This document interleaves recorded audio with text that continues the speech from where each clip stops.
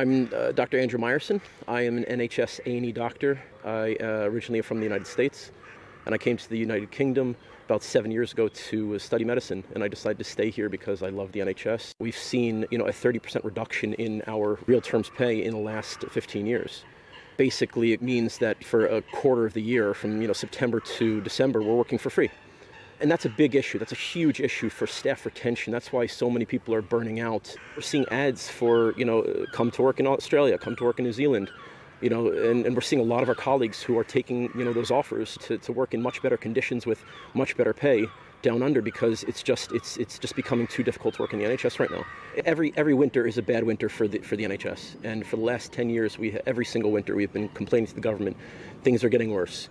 Waiting times are getting worse. People are coming to harm, and they are being extraordinarily successful in driving people away from the public system into a two-tier system where people that can afford it, wealthy people, they can go see private clinicians, but the rest of everybody else is left to suffer.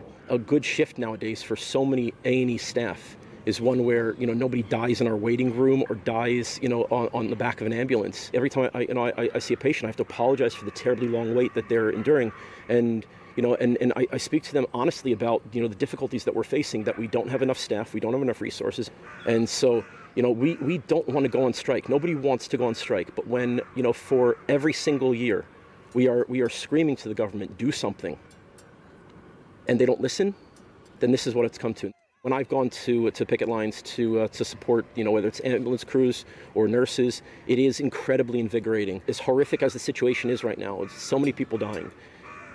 Getting through the pandemic and seeing the horrors that we've been through, and feeling so awful and despairing so much about the state of the NHS, this is the one thing that's actually given me hope.